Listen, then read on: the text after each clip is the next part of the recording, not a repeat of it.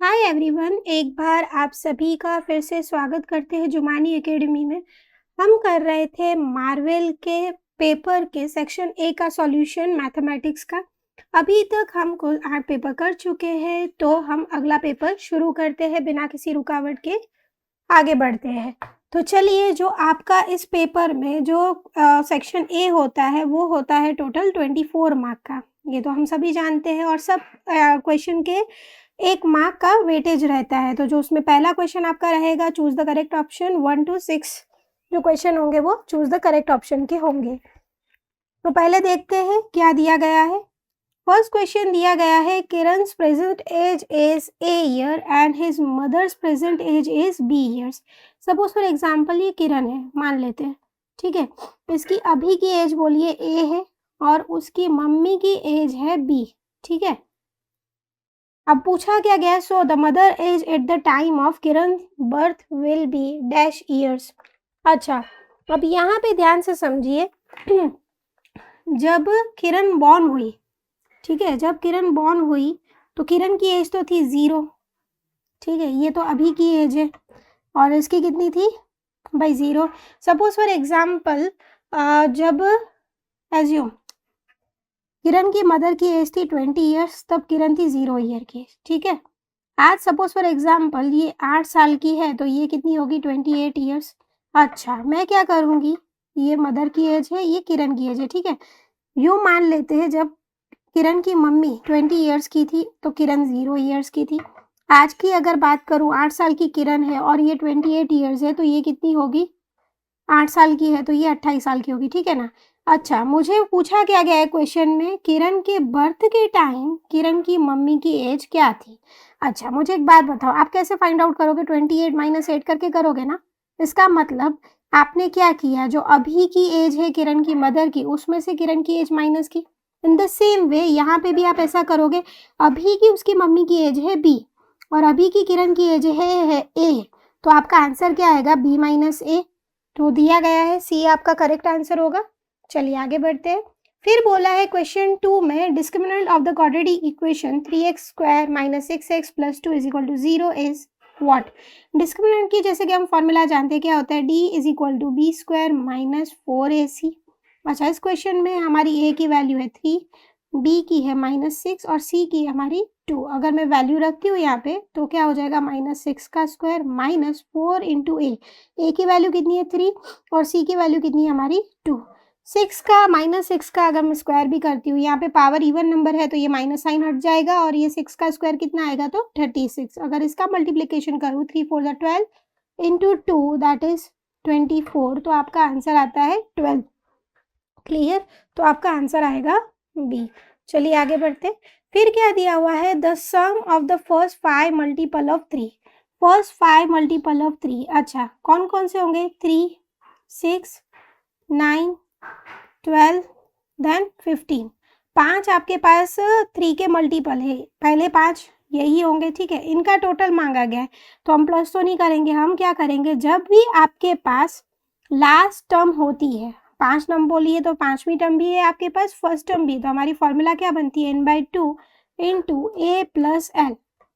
अब यहाँ पे n कितना है हमारे पास, तो 5 है, डिवाइड बाई 2 इंटू वॉट, ए की वैल्यू हमारी क्या रहेगी 3 और एल हमारा होगा लास्ट टर्म, यहाँ पे क्या है तो भाई 15 है। अगर मैं इसको प्लस करूँ तो 3 + 15 18 हो जाएगा। अच्छा, 2 1 ज़ा 2 9 ज़ा 9 इंटू 5 45 आपका आंसर आएगा, तो आपका आंसर आएगा ए। क्लियर, चलिए आगे बढ़ते। Points 1, 2, 3 and 3 4 are dash. पहले तो अगर मैं इसको ग्राफिकली रिप्रेजेंट करूं तो यहाँ पे 1 से 4 तक यहाँ पे ले लेती हूँ, 1 2 एक्स एक्सिस पे लेती हूँ 1 2 3 एंड 4। उसी तरह से मैं क्या करूँगी, यहाँ पे भी 1 2 3 एंड 4। अगर मैं इसकी प्लॉटिंग करती हूँ तो हमारा आंसर कैसे आता है वो देखते हैं। यहाँ पे एक्स एक्सिस का 1, इसका 2, तो एक पॉइंट यहाँ पे आएगा। अच्छा, 2 का 3 पे तो यहाँ पे एक पॉइंट लगेगा, 3 का 4 पे एक पॉइंट यहाँ पे लगेगा। अगर आप इसको ग्राफिकली भी ड्रॉ करते हो तो आप एक चीज़ देख पाओगे कि यहाँ से एक स्ट्रेट लाइन बन रही है। क्या बन रहा है, स्ट्रेट लाइन बन रही है और एक ही लाइन में है तो इसको हम क्या बोलेंगे, कोलिनियर, एक ही लाइन में है, मतलब ये तीनों पॉइंट्स किस में है तो एक ही लाइन में शो कर सकते हो, तो ये कोलिनियर होगा। क्लियर है? चलिए आगे बढ़ते हैं। नेक्स्ट, इफ कॉस ए, आपको कॉस ए की वैल्यू दी गई है 4/5, ठीक है। अगर मैं इसको डायग्राम में ड्रॉ करती हूँ, समझो ये ट्राइंगल में अगर मैंने यहाँ पे थीटा लिया है, ये मेरा ट्राइंगल है जिसमें बी क्या है, 90 का एंगल है, और मेरा थीटा जो है वो ए पे है। वेट अ मिनट, इसको ए कर देते हैं, इसको सी, ठीक है। ए पे थीटा है, जैसे कि हम जानते हैं कॉस की फॉर्मूला क्या आती है, एडजेसेंट अपॉन हाइपो, ठीक है ना। तो यहाँ पे इसकी वैल्यू कितनी हो जाएगी 4 और इसकी कितनी हो जाएगी 5। इसकी वैल्यू मुझे फाइंड आउट करनी रहेगी, बिकॉज 10 की फॉर्मूला क्या होती है, 10a की फॉर्मूला क्या होगी, अपोजिट अपॉन एडजेसेंट, बराबर है। तो हम अगर इसकी वैल्यू ढूंढते हैं तो 5 का square is equal to CB का स्क्वायर प्लस 4 का स्क्वायर।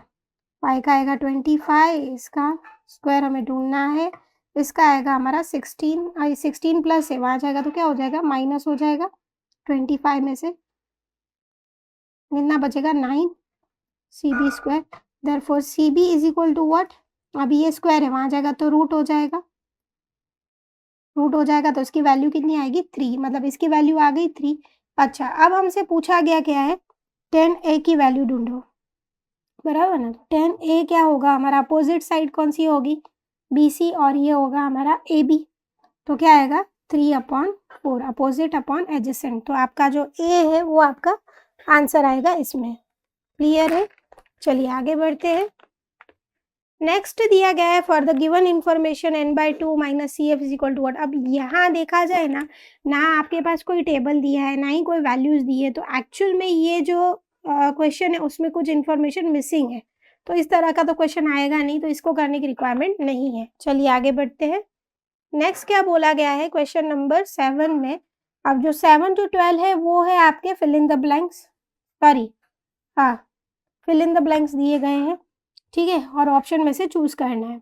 तो क्वेश्चन नंबर 7 पे आते क्या दिया गया, P1 and P2 are mutually exclusive prime integers, बराबर। प्राइम इंटीजर्स है तो उसका HCF क्या आएगा, प्राइम इंटीजर्स यूँ समझ लीजिए कि भाई 17 हुआ, 23 हुआ, ठीक है, तो उसका HCF क्या आता है, ऑलवेज 1, तो इसका आंसर हमारा आएगा 1। चलिए next, the zeros of the polynomial P of x is equal to ax square plus bx plus c are alpha and beta, then alpha plus beta is equal to what. अब अगर ये polynomial है, alpha beta इसके zeros है, तो alpha plus beta सम ढूंढना है, तो सम की फॉर्मूला हमें पता है क्या होता है, -b/a, और फॉर्मूला ही मांगी है, तो इसका आंसर क्या आएगा, -b/a। अब देखते हैं नेक्स्ट क्वेश्चन में, the probability of the Ayushi getting 100 out of 100 marks in the maths exam is what. Ayushi के 100 में से 100 आएंगे, उसकी प्रोबेबिलिटी ढूंढने को बोला है। अब मुझे एक बात बताइए, मार्क्स कहाँ से स्टार्ट होते हैं, 0 से, क्यों 0 भी तो मार्क्स आ सकते हैं ना, 0 1 2 ऐसे करते करते 100, तो मतलब टोटल मार्क्स कितने होते हैं 101। अच्छा, उसमें से 100 आने की पॉसिबिलिटी कितनी, सबकी इक्वल प्रोबेबिलिटी है, कोई भी नंबर आ सकता है मार्क्स में, तो 100 आने की भी प्रोबेबिलिटी कितनी होगी 1, तो 1 डिवाइड बाय हमारा फेवरेबल इवेंट क्या होगा, m हमारी वैल्यू कितनी होगी 1, और n की वैल्यू कितनी होगी, टोटल नंबर कितने, तो 101, तो प्रोबेबिलिटी हमारी कितनी आएगी 1/101, ये आपका आंसर आएगा 1/101। चलिए नेक्स्ट आगे बढ़ते हैं। फिर आपको क्वेश्चन में दिया गया है, अब ये ट्रिगोनोमेट्री का सम है, इसमें क्या बोला गया है, sine a is equal to 1/√2 दिया हुआ है, और दूसरी ओर हमें क्या दिया हुआ है, cot beta is equal to 1, ठीक है। अब अगर साइन a की बात करूँ या अल्फा की बात करूँ, साइन अल्फा की 1/√2 तब वैल्यू आती है जब साइन 45 का एंगल होता है, तब इसकी वैल्यू होती है 1/√2। In the same way cot beta की कब वैल्यू 1 आएगी, जब इसकी वैल्यू होगी 1, कब आती है कॉट की वैल्यू, जब 45 का एंगल होता है तब। इसका मतलब ये हुआ ना, अल्फा की वैल्यू भी है हमारे पास 45 और बीटा की वैल्यू भी है हमारे पास 45 का एंगल, और इन दोनों का प्लस करके हमसे वैल्यू मांगी है। देखिए अल्फा प्लस बीटा पूछा गया है, तो मैं क्या करूँगी, सिंपली इन दोनों का टोटल कर दूंगी। अल्फा की वैल्यू ऑलरेडी दी हुई है 45 डिग्री, बीटा की भी वैल्यू दी हुई है 45, तो आपके कितना आएगा 90 डिग्री आपका आंसर आएगा। क्लियर है? चलिए आगे बढ़ते हैं। फिर क्या बोला गया है, the tangent drawn at the point of the diameter of the circle are dash each other. Suppose for example ये एक सर्कल है, ठीक है। अब बोला क्या गया है, the tangent drawn at the end of the points of the diameter, points of the diameter of the circle. Diameter मतलब यहाँ से समझो ये सपोज डायमीटर है, रेडियस का डबल यहाँ से, और इसके एंड पॉइंट पे टेंजेंट एक इधर से है और एक इधर से है। तो ये टेंजेंट्स कैसे होंगे, तो डायग्राम देख के ही पता चल जाता है कि ये दोनों टेंजेंट्स कैसे है, पैरेलल होंगे। टेंजेंट्स कैसे होंगे, पैरेलल होंगे, क्योंकि देखो एक ही पॉइंट से टच करेगा वो टेंजेंट होगा, परपेंडिकुलर होगा इस रेडियस के, और ये दूसरा वाला इस रेडियस के परपेंडिकुलर होगा। तो ये दोनों कैसे हो गए, पैरेलल बनेंगे। तो इसका आंसर आपका आएगा पैरेलल। चलिए नेक्स्ट आगे बढ़ते। Following are the wicket taken by the bowler in 10 cricket matches. 10 cricket match एक बॉलर ने खेली, ठीक है, और कितनी विकेट ली उसकी बात करते हैं। तो देखो, तो 2 कितने टाइम्स आया है, पहले तो हम 2 का गिन लेते हैं। 2 1 2 एंड 3 टाइम्स आया है आपका 2, ठीक है। 6 कितनी बार आया है, तो भाई एक ही बार आया, ठीक है। 4 कितनी बार आया है, अगेन सिंगल टाइम। 5 भी सिंगल टाइम है। 0 विकेट ली, वो भी एक ही बार आया, ठीक है। 1 लिया, अगेन 1 टाइम। 3 कितनी बार आया, 2 बार, अच्छा। 5 एक ही बार है। सबसे हाईएस्ट टाइम कितनी विकेट ली है एक बॉलर ने, 2, 3 बार, ठीक है ना। तो हाईएस्ट फ्रीक्वेंसी किसकी है, 2 विकेट्स की। तो हमारा आंसर क्या आएगा, हाईएस्ट वाला जो नंबर होगा वो। तो हमारी 2 विकेट 3 बार आई है, सबसे हाईएस्ट नंबर वही है, तो हमारा मोड भी क्या होगा, 2। क्लियर। चलिए आगे बढ़ते। अब ये क्वेश्चन थोड़ा शांति से समझिएगा, क्या बोलना चाहता है वो देखते हैं। The largest positive integers which is divisible by both A and B is the HCF of A and B. बोलना क्या चाहता है वो समझिए कि भैया ना एक लार्जेस्ट इंटीजर है, पहले तो लार्जेस्ट छोड़ो, हम ऐसा एज्यूम कर लेते हैं, ए की वैल्यू एज्यूम 3, बी की वैल्यू है 5, ठीक है। अब जो कोई भी जो इंटीजर जो दोनों से डिविजिबल होगा, ऐसा कोई भी इंटीजर, मैं लार्जेस्ट की बात नहीं कर रही हूँ, हम कोई भी इंटीजर लेते हैं तो तीनों से जो डिविजिबल होगा, तीनों से वही डिविजिबल होगा या मल्टीपल, दोनों सेम ही होते हैं। तो मैं तो क्या करूँगी, 3 × 5, तो पहले तो क्या आएगा 15, अच्छा, फिर क्या होगा 30 हो सकता है, इस तरह के नंबर आ सकते हैं, देन 45। ये ऐसे नंबर्स है जो दोनों से डिविजिबल है। अब इसमें लार्जेस्ट डिविजिबल की तो बात ही नहीं है, क्योंकि लार्जेस्ट डिविजिबल नंबर तो इनफाइनाइट नंबर्स आएंगे, ऐसे जो दोनों के मल्टीपल में होंगे वो कैसे होंगे, इनफाइनाइट नंबर होंगे, ठीक है।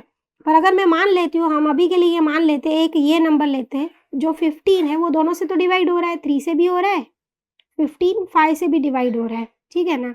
दोनों का आंसर क्या आएगा, इसका 5 आया, इसका 3 आया, ठीक है।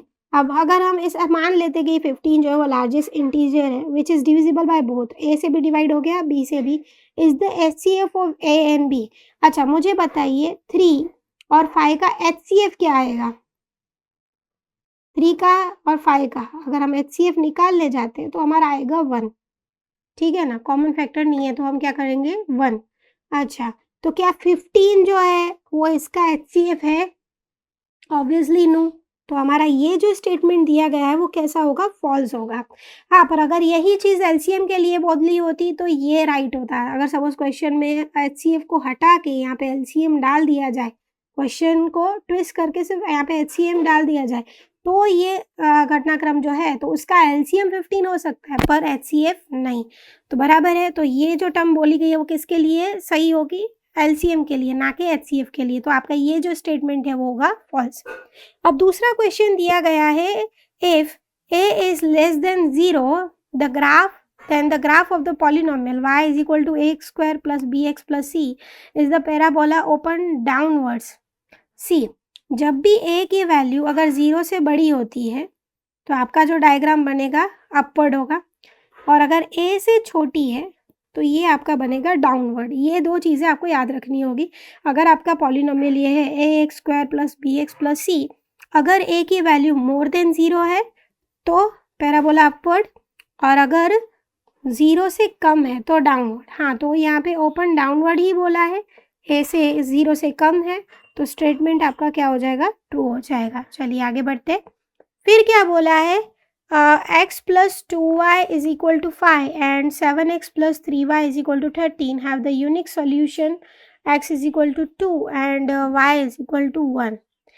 क्या ये सही है या नहीं है? तो पहले हम तो क्या करेंगे, इस इक्वेशन को सॉल्व करेंगे, ट्रू है या फॉल्स वो ढूंढने के लिए। ठीक है, दो इक्वेशन आपको दी गई है और सपोज फॉर एग्जांपल मैं इसमें से पहली वाली इक्वेशन को बेस बना के आगे बढ़ती हूँ। तो यहाँ पे जो ये 2y प्लस में है, ये उस साइड जाएगा इक्वल टू की, तो माइनस हो जाएगा।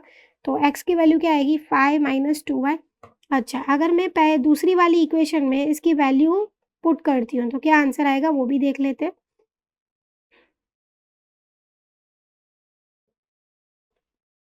अच्छा, 7 5 35 and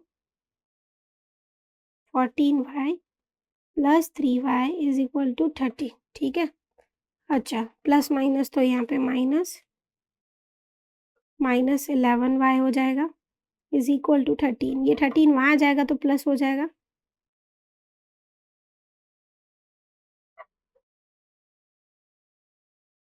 three plus 1 that is 4। अब 48 is equal to 11, therefore y is equal to 48 divide by 11। पहली बात तो ये कि ये दोनों डिवाइड नहीं होंगे, तो हमारी y की वैल्यू जो है वो 1 तो आ ही नहीं रही है। तो यहीं से ही पता चल जाता है कि ये जो सॉल्यूशन दिए वो गलत है। तो ये स्टेटमेंट भी क्या हो जाएगा, हमारे लिए गलत हो जाएगा। ठीक है ना। फिर क्या बोला है, the probability of having 53 Friday in a leap year is 2/7। पहला बात तो बोली है कि लीप ईयर है और आपको कितने एक्चुअल में जो वीकली अगर होते हैं तो कितने मतलब डेज का होता है, तो 52 होता है। बट अगर लीप ईयर की बात की 53 आएंगे तो आपकी प्रोबेबिलिटी आती है 2/7। तो ये स्टेटमेंट तो भाई दिया गया है आपको ट्रू है, बराबर है। चलिए आगे बढ़ते। फिर क्या बोला है, answer the following sentence in a word और अ नंबर, बराबर। Question 17 to 20। अब यहाँ पे बोला है find A and D of an AP. अब ये आपको बोल ही दिया गया है कि ये अरिथमेटिक प्रोग्रेशन में है और आपको ए की वैल्यू फाइंड करनी है। अब हमारा ए क्या होता है, फर्स्ट टर्म होता है, तो इसमें हमारी फर्स्ट टर्म कितनी दी गई है, 5। ठीक है ना। तो डी का मतलब क्या होता है, कॉमन डिफरेंस। तो कॉमन डिफरेंस हम कैसे ढूंढते हैं, second term minus first term. तो हमें सेकंड टर्म कितनी दी गई है, 5 प्लस √3। अच्छा, माइनस करूँगी फर्स्ट टर्म तो 5 आ जाएगा, प्लस माइनस कैंसिल हो जाएगा, तो यहाँ पे कितना आएगा, √3। तो आपको ए की वैल्यू मांगी गई थी 5 और डी की आएगी आपकी √3। क्लियर। चलिए फिर क्या बोला गया है क्वेश्चन में, how many tangents to a circle can be drawn from the point outside the circle. अब ये क्वेश्चन थोड़ा शांति से करते। सी, अगर आपको एक सर्कल दिया गया है, फिर क्या बोला है, how many tangent to a circle can be drawn from a point outside the circle. Suppose मैंने कोई एक पॉइंट आउटसाइड द सर्कल लिया, बराबर, और वहाँ से कितने टेंजेंट्स बन सकते हैं जो सर्कल को टच करेंगे तभी तो टेंजेंट बनेंगे ना। तो एक तो ये बनेगा टेंजेंट और दूसरा ये, बराबर। अगर एक पॉइंट आउटसाइड है तो उससे वहाँ से कितने टेंजेंट बनते हैं, तो भाई 2, एक ये। और दूसरी बात कि इन दोनों का डिस्टेंस भी कैसा होता है, ऑलवेज सेम रहता है। तो ये चीज़ आपको ध्यान पे रखनी होगी। कितने टेंजेंट बनेंगे, तो भाई 2 टेंजेंट्स बनेंगे। फिर क्या बोला है नेक्स्ट, हाँ, what is the probability of an event that one letter of the English alphabet is a vowel. अब देखिए, इंग्लिश अल्फ़ाबेट की अगर बात करूँ तो टोटल लेटर्स हमारे होते हैं 26। क्लियर,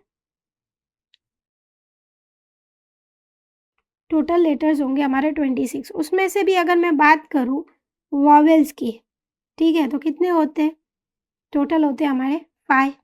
कौन से, A E I O U, ठीक है ना, 5 लेटर्स होते हैं। तो हमें जो पूछा गया है कि वॉवेल्स होंगे उसकी प्रोबेबिलिटी की क्या होगी, तो ये हमारा हो जाएगा M, ये हो जाएगा हमारा N। टोटल नंबर है 26 जिसमें से वॉवेल है 5, तो हमारी प्रोबेबिलिटी कितनी आएगी, 5/26। क्लियर। चलिए नेक्स्ट आगे बढ़ते। The mode of the 5 observation 0 2 3 M 5 is 3, then what is the value of M। अब देखो, आपको ये जो सीरीज दी है कैसे दी है, 0 2 3 M देन 5। ठीक है। अब यहाँ पे अगर आप ऑब्जर्व करोगे तो सारे जो नंबर है वो 1 टाइम ही दिया हुआ है, ठीक है। और ऐसा बोला है कि 3 ही मोड है, मतलब 3 2 बार आया होगा तभी तो मोड बना ना, बाकी सारे डिजिट तो एक ही बार है। तो यहाँ पे इसकी वैल्यू कितनी होगी, m की भी 3। अगर 3 अच्छा इसकी वैल्यू भी कितनी होगी, 3 होगी, क्यों? तो तभी 3 2 बार होगा और ये मोड बनेगा, क्लियर है? तो इसका आंसर आएगा आपका 3। चलिए आगे बढ़ते हैं नेक्स्ट क्वेश्चन पे। अब यहाँ पे ये प्रिंटिंग मिस्टेक है, यहाँ पे थोड़ा करेक्शन कर देना होगा आपको कि भाई 21 क्वेश्चन में मैच द फॉलोइंग में आर की वैल्यू एल लिखनी है। यहाँ पे 1 लग रहा है पर ये 1 नहीं है, एक्चुअली एल है, ठीक है। तो ये करेक्शन कर दीजिएगा। अब क्वेश्चन क्या दिया गया है वो देखो, if r is equal to l then curve surface area of cone. अच्छा, CSA ऑफ कोन की फॉर्मूला क्या आती है, तो भाई आता है पाई आर एल। अगर आर की वैल्यू हमारी एल हो जाए इंटू एल तो क्या हो जाएगा, पाई एल स्क्वायर। तो दिया गया हमें बी, ये हमारा आंसर हो जाएगा, ठीक है ना। अच्छा, फिर क्या बोला है, if r is equal to s then the curve surface area of the cylinder. Curve surface area of cylinder की फॉर्मूला क्या आती है, 2 पाई आर एच, ठीक है। और आर की वैल्यू अगर एच कर दी जाए तो एच इंटू एच कितना होगा, 2 पाई एच का स्क्वायर। तो आपको ए आएगा आंसर, क्लियर है। चलिए आगे बढ़ते हैं। फिर दिया गया है 23 में एरिया ऑफ सेमी सर्कल। अब हम जैसे कि जानते हैं पूरे सर्कल के एरिया की अगर बात की गई हो तो हमारा एरिया ऑफ सर्कल क्या होता है, पाई आर स्क्वायर, ठीक है ना। अब बोला है सेमी सर्कल, अगर इसमें से आधा निकाल दिया जाए तो हम क्या करेंगे, पाई आर स्क्वायर को डिवाइड बाय 2 इसका आधा लेना है, ठीक है। तो देखो यहाँ पे ढूंढने की रिक्वायरमेंट नहीं है, डायरेक्टली इतना ही आंसर मांगा गया था, पाई आर स्क्वायर डिवाइड बाय 2 ये हमारा आंसर आएगा। फिर क्या बोला है, parameter of the circle. Parameter of the circle, circumference of the circle क्या होता है, सर्कल की ये बाउंड्री, और इसका मेजरमेंट की फॉर्मूला क्या होती है, तो हमारी 2 पाई आर। अब क्वेश्चन में 2 पाई आर तो नहीं दिया, पर देखो सी को ध्यान से देखो क्या दिया गया है, पाई आर प्लस पाई आर। तो 1 पाई आर और 2 पाई आर तो 2 हो गए ना, तो क्या हो जाएगा, 2 पाई आर हो जाएगा, ठीक है ना। तो आपका आंसर आएगा सी। तो इसी के साथ जो है वो हमारा ये पेपर कंप्लीट होता है। आगे मिलते हैं नेक्स्ट वीडियो में, तब तक के लिए बाय बाय। एक इंटरेस्टिंग सवाल पूछूं? अगर कोई बच्चा क्लास 6 से ही डिसाइड कर ले कि मुझे शेफ बनना है और वो हर साल प्रैक्टिस करता रहे, तो क्लास 12 तक वो 800 to 900 डिशेस बना चुका होगा। वो सिर्फ जॉब के लिए रेडी नहीं होगा, वो अपना रेस्टोरेंट खोल सकता है, अपनी ब्रांड लॉन्च कर सकता है, इंडस्ट्री में नया नाम बना सकता है। क्यों? क्योंकि उसने जल्दी शुरुआत की। और लाइफ का सिंपल रूल है, जल्दी शुरुआत इक्वल्स ज्यादा चांसेस ऑफ सक्सेस, लेट शुरुआत इक्वल्स ज्यादा स्ट्रगल। एग्जैक्टली वैसे ही CA फाउंडेशन होता है। और एक इंपॉर्टेंट अवेयरनेस जो बहुत कम लोगों को पता होती है, CA फाउंडेशन का रजिस्ट्रेशन क्लास 10 के बाद भी हो सकता है और वो रजिस्ट्रेशन 3 साल तक वैलिड रहता है। जब एक नॉर्मल स्टूडेंट 12 के बाद सोच रहा होता है अब क्या करें, वही स्टूडेंट जिसने 10 के में ही CA डिसाइड कर लिया, वो 12 के तुरंत बाद फाउंडेशन का एग्जाम पास कर सकता है। इसका मतलब उसके 6 महीने बच सकते हैं और CA में 6 महीने का हेड स्टार्ट लाख्स की अर्निंग वैल्यू क्रिएट कर सकता है। बड़ी सिटीज में स्टूडेंट्स को ये अवेयरनेस होती है, इसलिए वहां के स्टूडेंट्स 11th से ही प्रेपरेशन स्टार्ट कर देते हैं। उनके पास 2 साल का एक्स्ट्रा एडवांटेज होता है। लेकिन छोटी सिटीज में कई स्टूडेंट्स को यह पता ही नहीं होता कि 10th के बाद भी रजिस्ट्रेशन पॉसिबल है। वो 12th के बाद स्टार्ट करते हैं, फिर रियलाइज करते हैं ये तो 2 साल पहले भी स्टार्ट हो सकता था, और तब रिग्रेट होता है। इसलिए अवेयरनेस ही सबसे बड़ा एडवांटेज है। और एक और स्ट्रॉन्ग फैक्ट, CA फाउंडेशन का लगभग 70% सिलेबस क्लास 11 to 12 कॉमर्स से रिलेटेड होता है। Accounts, economics, statistics topics same होते हैं, बस डेप्थ और अप्रोच अलग होती है। मतलब अगर 11th से स्मार्ट प्लानिंग हो तो बोर्ड और CA दोनों एक साथ स्ट्रॉन्ग हो सकते हैं। अगर स्टूडेंट 11th से स्टार्ट करे, वो कंपटीशन से 2 साल आगे होता है, अटेम्प्ट सेव करने के चांसेस बढ़ते हैं, फियर खत्म होता है, कॉन्फिडेंस नेचुरली बिल्ड होता है, डिसिप्लिन डेवलप होता है। जैसे साइंस स्टूडेंट्स को क्लास 11 to 12 के साथ JEE और नीट का इंटीग्रेटेड एडवांटेज मिलता है, वैसे ही कॉमर्स स्टूडेंट्स को भी क्लास 11 to 12 के साथ स्ट्रक्चर्ड CA ओरिएंटेड प्रिपरेशन का इक्वल एडवांटेज मिलना चाहिए।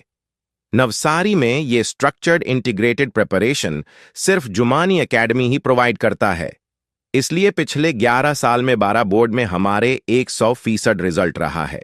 हर स्टूडेंट को एवरेज 10 to 15% इंप्रूवमेंट मिला है और पिछले 3 अटेम्प्ट्स में नवसारी के CA फाउंडेशन टॉपर्स हमारे यहां से ही आए हैं।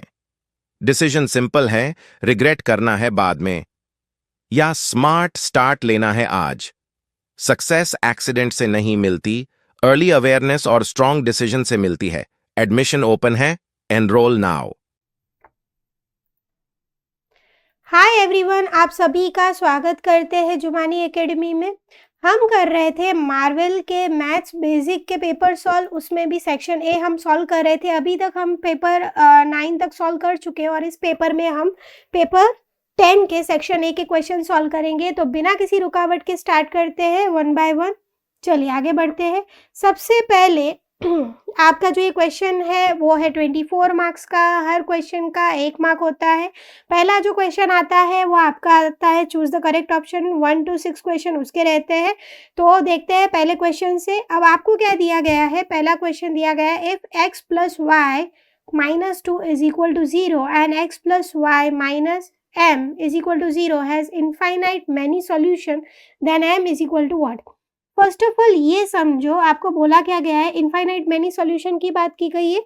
ठीक है, इनफाइनाइट मैनी सॉल्यूशन कब आते हैं? जब a1 divide by a2 is equal to b1 by b2 is equal to c1 by c2 होता है। ठीक है, इसका मतलब क्या हुआ? अगर यहाँ पे मैं a1 की वैल्यू रखूँ तो 1 है, यहाँ पे कुछ नहीं मतलब 1 है। ये भी क्या है? 1 है, 1/1। b की वैल्यू भी क्या है? 1/1। अब देखो c की अगर बात करूँ, c1 की हमें वैल्यू दी हुई है, c2 की वैल्यू नहीं दी हुई है, -m दिया हुआ है। अब देखो अगर ये 1 है, ये कब 1 होगा? जब -2 से ही डिवाइड होगा। माइनस की साइन तो है, मतलब m की वैल्यू यहाँ पे क्या होगी? जब इसका 1 आएगा, ये माइनस माइनस साइन हट गई। अच्छा, इस पे यहाँ पे कौन सी वैल्यू आएगी जब 1 आएगा? तो 2 डिवाइड बाय 2 होगा तो 1 आएगा ना। मतलब क्या हुआ? तो m की वैल्यू हमारी क्या होगी? 2 होगी। तो आपका आंसर आएगा a, जब इसकी वैल्यू होगी 2। क्लियर? चलिए आगे बढ़ते। नेक्स्ट क्या दिया हुआ है? If 4 is 1 root of the equation x² plus ax minus 8 is equal to 0, then find the value of a। बोला गया है, आपको इक्वेशन दी गई है x² plus ax minus 8 is equal to 0, ऐसा दिया गया है। और बोला है 4 जो है वो इसका रूट है, मतलब x की जगह पे मैं 4 रख सकती हूँ। एक x आपका 4 है और दूसरे की वैल्यू आपको ढूंढनी है, a की वैल्यू ढूंढनी है। ठीक है ना? तो क्या हो जाएगा यहाँ पे? 4 4 जा 16, x की जगह पे क्या रखेंगे? 4 रखेंगे। यहाँ पे क्या आएगा? 4a minus 8 is equal to 0। अच्छा, प्लस माइनस माइनस तो कितना हो जाएगा? 4a प्लस 8, क्यों प्लस? बड़े वाले की साइन लगेगी प्लस की, इज इक्वल टू 0। यहाँ प्लस है भैया, वहाँ जाएगा तो माइनस हो जाएगा, -8। अच्छा, 4a is equal to -8, therefore a is equal to -8 by 4। 4 1 जा 4 2 जा -2 आएगी इसकी वैल्यू। अच्छा, तो आपके a की वैल्यू आएगी -2, दैट इज सी आपका आंसर आएगा। चलिए आगे बढ़ते। फिर क्या बोला गया है? क्वेश्चन 3 में आ जाते हैं।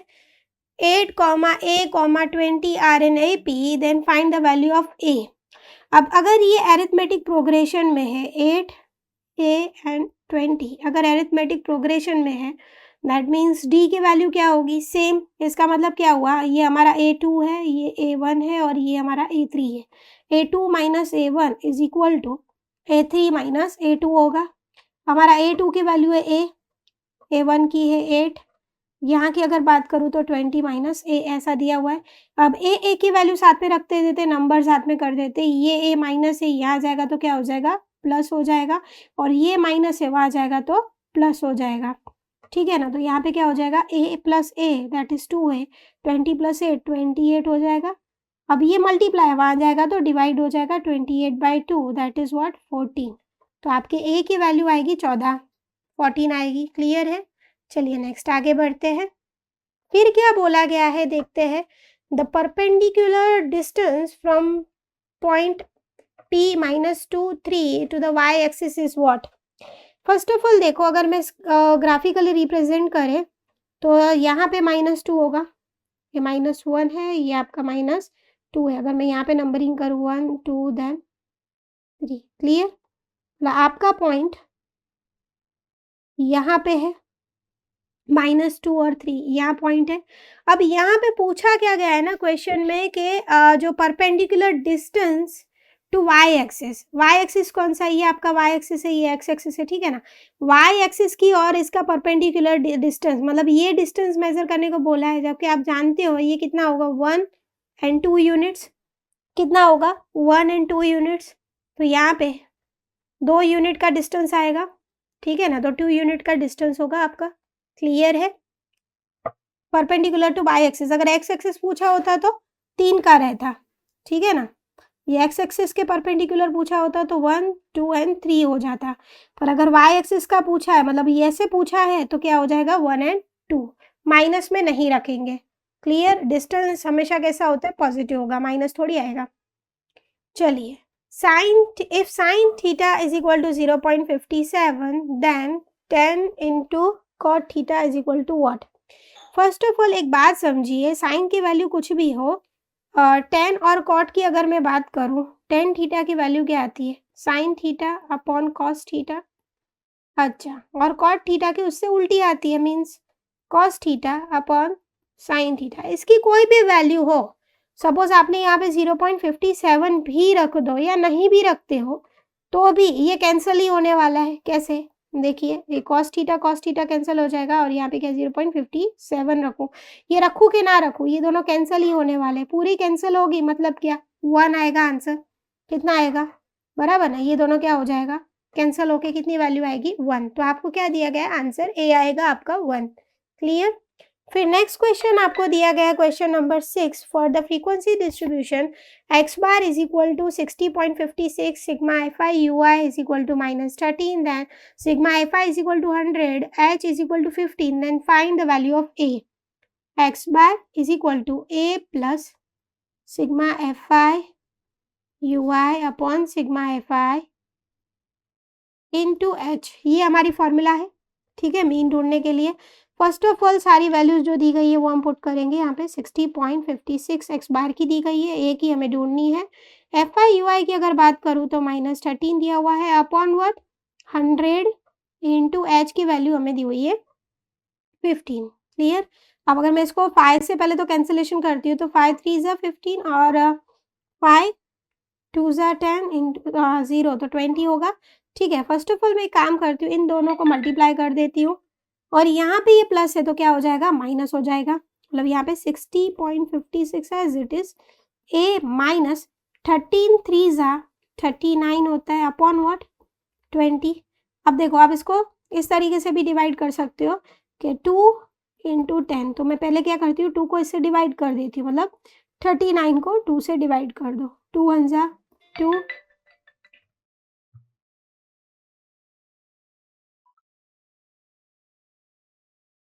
2 को डिवाइड कर दिया, ठीक है, 9 आया। 2 9 ज़ा 18, अगेन 1 नीचे, 0.025 ज़ा 10, कितना आया? अच्छा, तो इसका मतलब क्या हुआ? a माइनस यहाँ पे कितना आएगा? 19.5 अपॉन व्हाट 10। अच्छा, अब मुझे एक बात बताओ, ये जैसे ही आप प्लस ये डिवाइड करोगे, अब यहाँ पे एक 0 है, अगर मुझे इसको डिवाइड करना हो तो यहाँ का आंसर कितना आएगा? यहाँ का आंसर आएगा आपका, ये तो ऐसे ही होगा 60.56 is equal to a minus 1.95 आएगा, बिकॉज ये 0 भी अगर ऊपर लेती हूँ तो एक डेसिमल पॉइंट आगे जाएगा, क्लियर है। अब ये यहाँ माइनस है, वहाँ जाएगा तो क्या हो जाएगा? प्लस हो जाएगा, मतलब 60.56 प्लस 1.95, 6 प्लस 5 11, एक ऊपर 10 एंड 15.26 62.51। तो देखो 51 ना सही, 62.5 दिया हुआ है, तो आपका आंसर आएगा सी, क्लियर है। चलिए आगे बढ़ते हैं, फिर क्या दिया हुआ है next question, for the numbers 183 and 30 the value of HCF into LCM। पहले तो मुझे एक बात बताओ, आप LCM और HCF ढूंढोगे इन दोनों नंबर का कैसे? 183 आपको दिया हुआ है, 3 से डिवाइड कर दूँ, 3 6 जा 10, 3 1 जा तो 61 बराबर है। दूसरा क्या आएगा? अगर 330 दिया हुआ है, 3 से अगर मैं डिवाइड करूँ, 3 10 जा, क्लियर है? फिर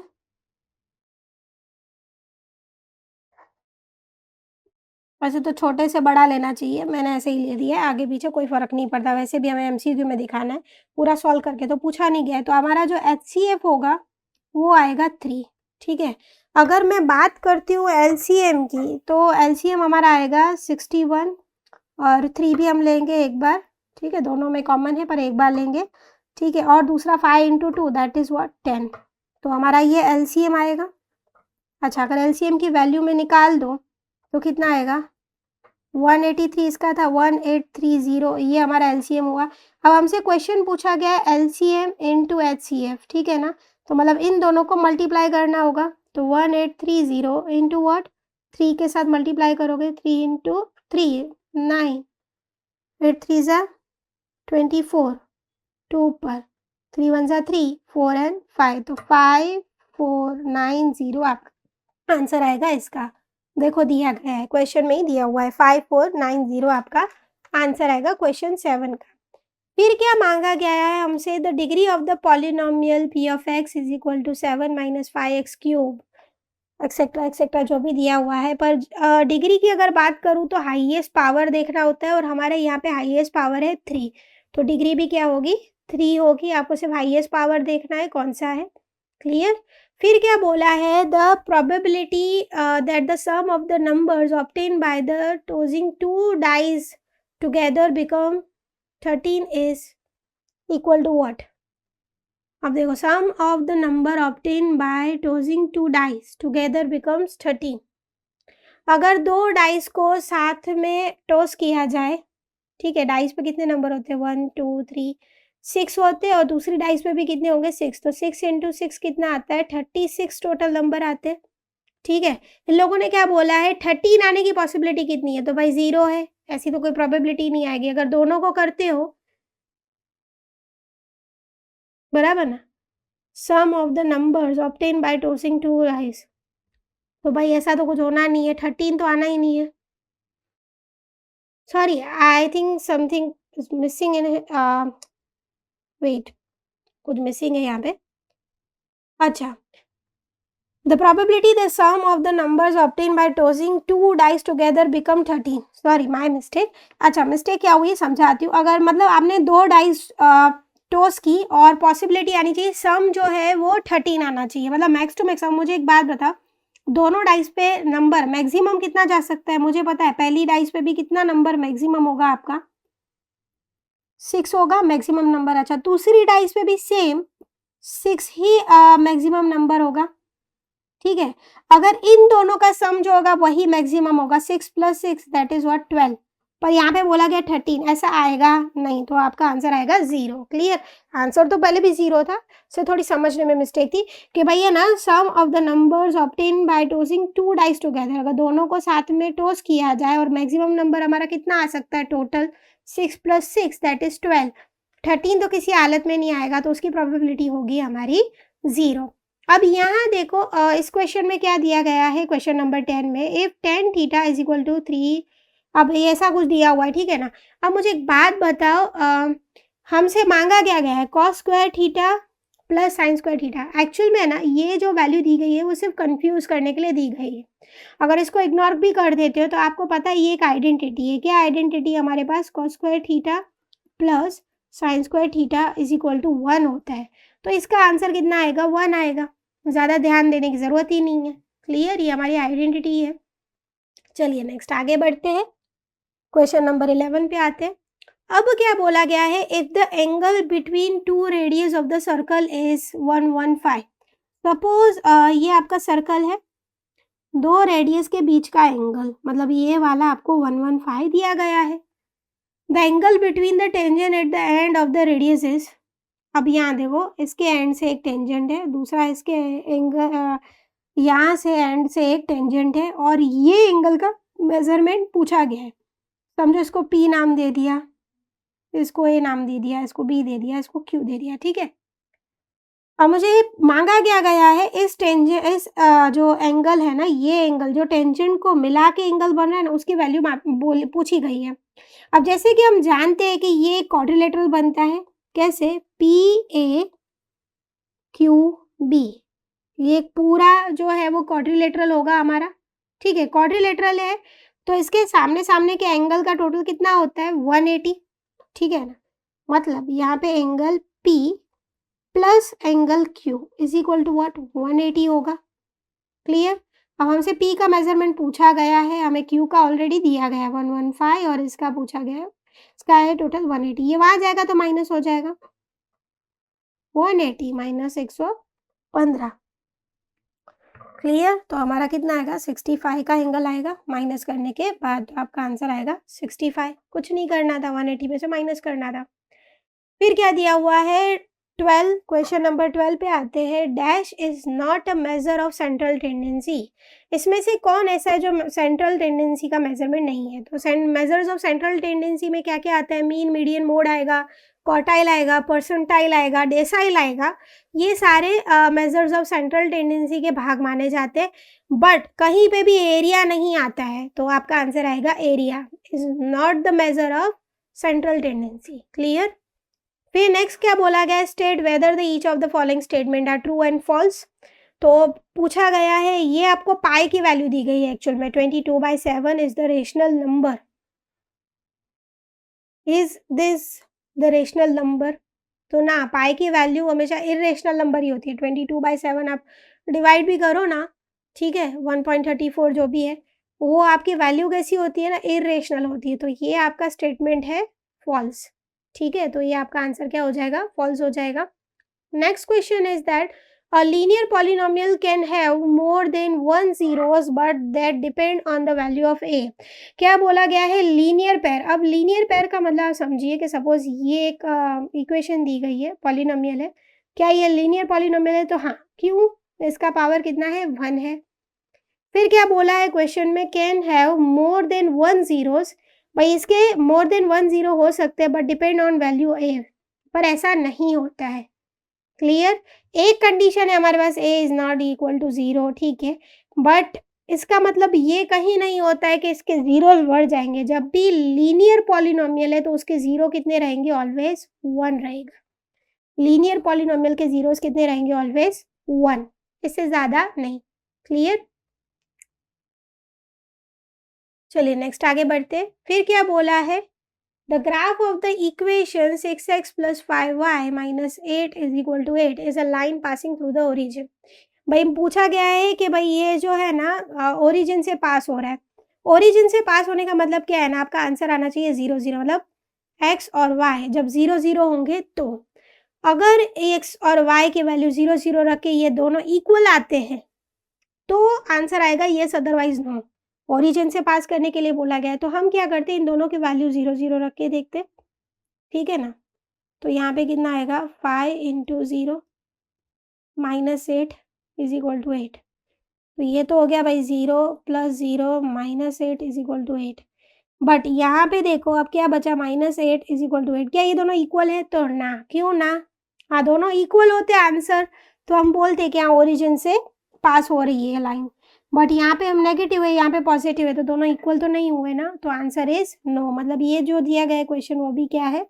फॉल्स ही है, ठीक है ना।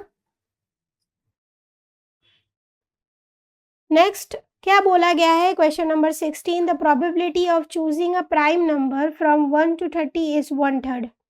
अब अगर इसके प्राइम नंबर्स की बात करूँ तो आपके पास प्राइम नंबर कौन कौन से होंगे? 2, 3, 5, 7, 11, 13, 17, 19, 23, देन 29। ओके, ये 1 to 30 के बीच के प्राइम नंबर्स होते हैं। कितने नंबर्स हैं? 1 2 3 4 5 6 7 8 9 10। टोटल नंबर है जो आपके प्राइम नंबर है वो 10, और टोटल नंबर आपको बोले 30 तक है, तो डिवाइड बाय 30। अच्छा, अगर दोनों की प्रोबेबिलिटी ढूंढो तो 1/3 आई, और वही तो बोला गया, मतलब आंसर आपका क्या आएगा? 2 आएगा। क्लियर है? चलिए नेक्स्ट आगे बढ़ते हैं।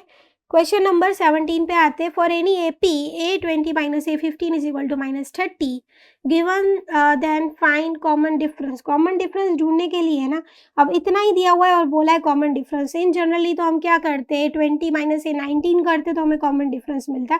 पर जब भी आपको ऐसा दिया गया हो तो कॉमन डिफरेंस की ना एक और फॉर्मूला आप याद रख दीजिए। कोई भी आपके पास समझो यहाँ पे n की वैल्यू दी है, जैसे कि यहाँ पे 20 दिया है और यहाँ पे क्या दिया हुआ है, 15 दिया हुआ है, तो आपको क्या करना है ना, जो n की वैल्यू दी है ना वो डिवाइड करने की, मतलब 20 माइनस 15 डिवाइड करने का।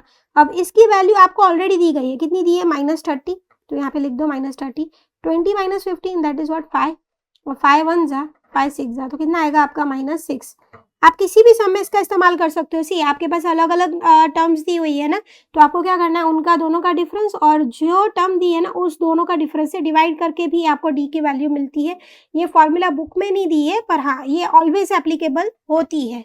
ठीक है, तो यहाँ पे आप डी की वैल्यू कैसे ढूंढोगे, -6 इस तरह से आ जाएगी। तो आपको जो टर्म दी गई है उसका डिफरेंस ऑलरेडी दिया है -30, और 20 माइनस 15 दैट इज व्हाट 5, उससे डिवाइड कर दो तो आपको कॉमन डिफरेंस मिल जाएगा। चलिए नेक्स्ट क्वेश्चन आगे बढ़ते हैं। इफ 1 है, L है, अच्छा, L is the tangent at the circle with the centre P। अब ध्यान से समझना, ये P पॉइंट है, ठीक है, और ये क्या बोला है, L is the tangent at the circle with the centre P। L कोई टेंजेंट है, मान लेते हैं, ठीक है, P and the radius 10 unit, L is the tangent at the circle with the P and the radius 10 unit। क्या बोलना क्या चाहता है,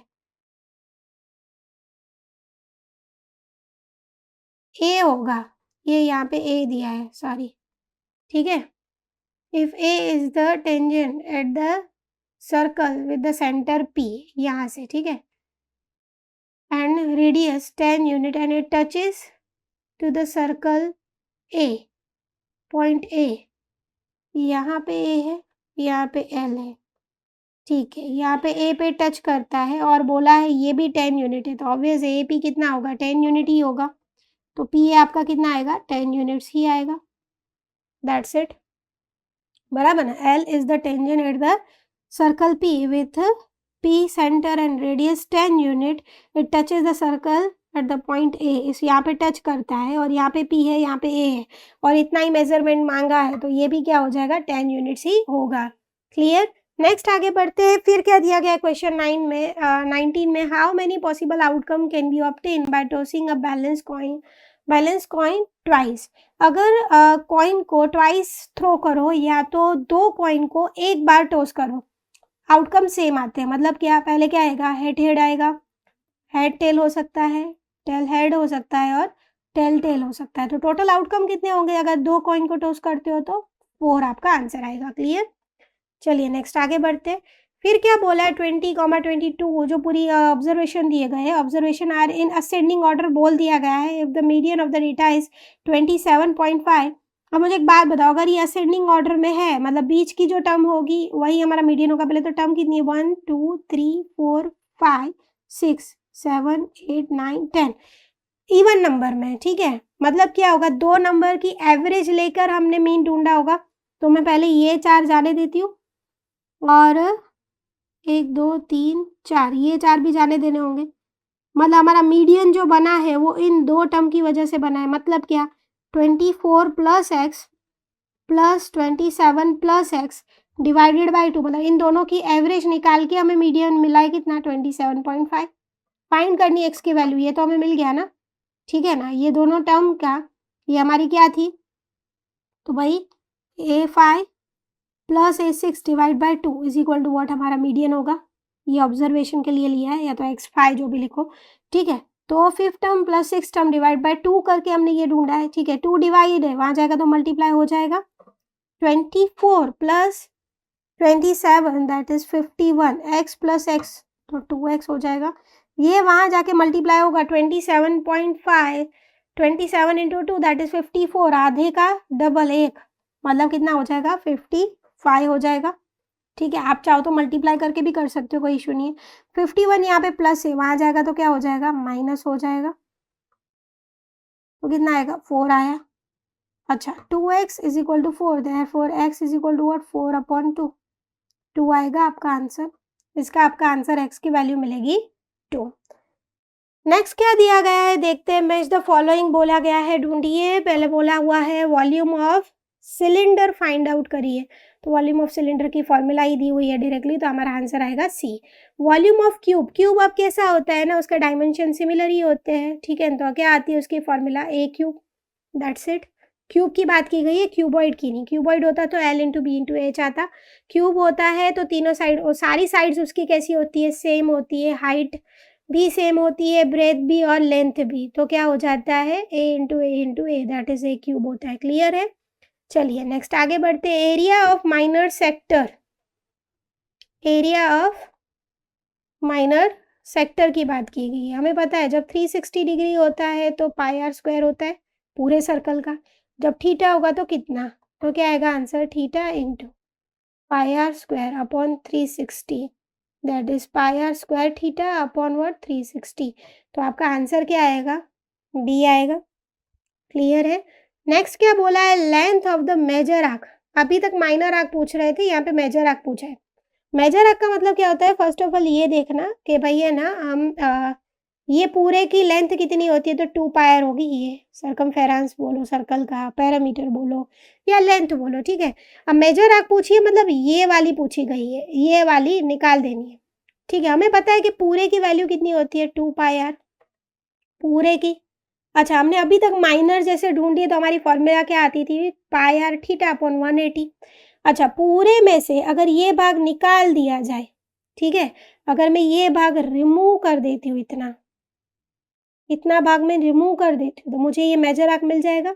और यही मेजर आर्क ढूंढना है, तो मुझे क्या करना है, पूरे की वैल्यू कितनी, 2 pi r minus what, pi r theta upon what, 180। अब ये पूछोगे कैसे आएगा, तो ऑलरेडी आगे के वीडियो में मैं ये चीज़ समझा चुकी हूँ, नहीं देखा है तो देख लीजिएगा वहाँ पे।